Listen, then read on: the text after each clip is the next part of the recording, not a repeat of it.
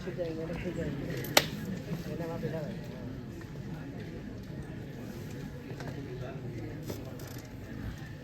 اللہ الرحمن الرحیم۔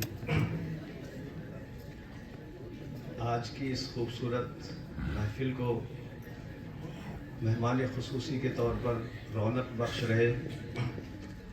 Honourable Mr Justice Sanjay Kumar صاحب اور ہمارے ایک دوسرے مہمان اعزازی honourable Mr Justice Saurabh Srivastava ji, مہمان اعزازی کے طور پر یہاں پر موجود طب یونانی کے محسن، ہمارے یار اور مددگار، اور جیسا کہ کہا گیا آیوش کا ایک بہت ہی درخشندہ ستارہ پروفیسر تومر صاحب،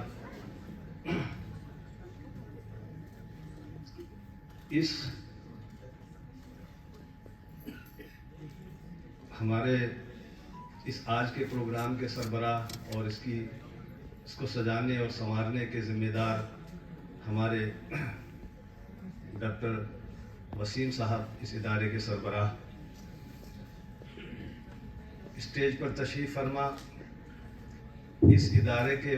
بانی خانوادے سے تعلق رکھنے والے اور اس پودے کو لگا کر اپنے خون جگر سے سینچنے، سنوارنے اور اس کو تناور درخت بنانے والے خاندان کے چشم و چراغ جناب یشمنیر صاحب، یہاں ریجنل ریسرچ سینٹر کے سربراہ ڈاکٹر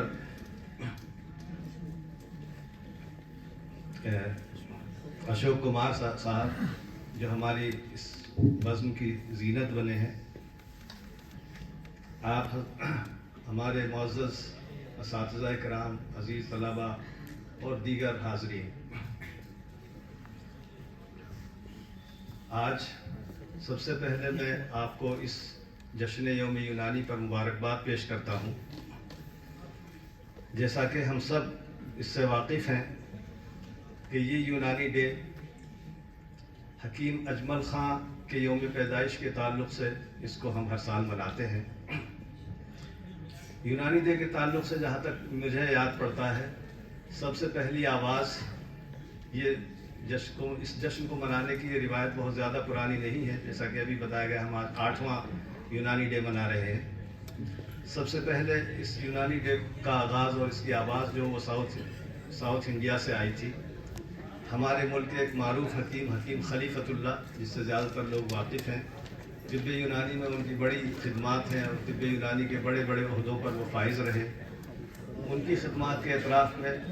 ان کے خانوادے نے انہی کی ایک سائنس اکیڈمی، نعمت سائنس اکیڈمی کے نام سے چنئی کے اندر جو قائم ہے، وہاں سے نعمت ہربل کے نام سے ایک میگزین نکلتی ہے۔ اس میگزین کے تھرو انہوں نے یہ اعلان کیا تھا کہ حکیم خلیفۃ اللہ کی خدمات کو پیش نظر رکھتے ہوئے ان کے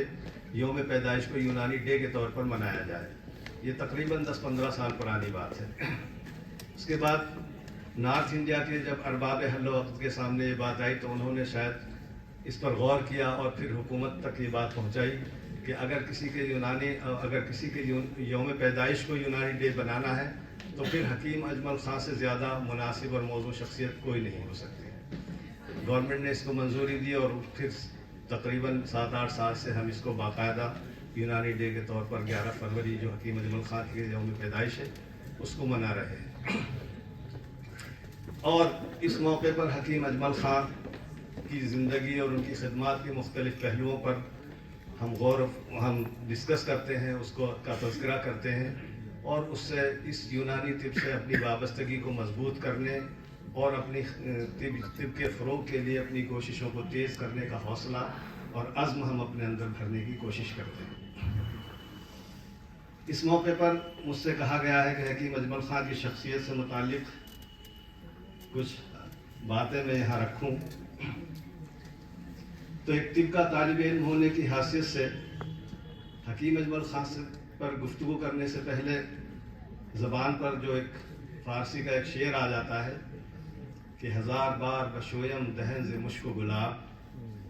1000 بار بشویم دہن ز مشک و گلاب، ہنوز نام تو گفتن کمال بے ادبی۔ مطلب یہ ہے کہ میں اپنی زبان کو مشک اور گلاب سے 1000 بار دھونے کے باوجود بھی یہ محسوس کرتا ہوں کہ آپ کا نام لینے سے بے ادبی ہو جائے گی۔ حکیم اجمل خاں کی شان کچھ ایسی ہی تھی۔ حضرات، حکیم اجمل خاں پر جب بھی کوئی قلم اٹھاتا ہے یا ان کے متعلق گفتگو کرتا ہے تو ان کے متعلق تحریروں میں آپ کو پڑھنے کو ملے گا اور سننے کو بھی ملتا ہے۔ ایک جملہ بہت کامن ہے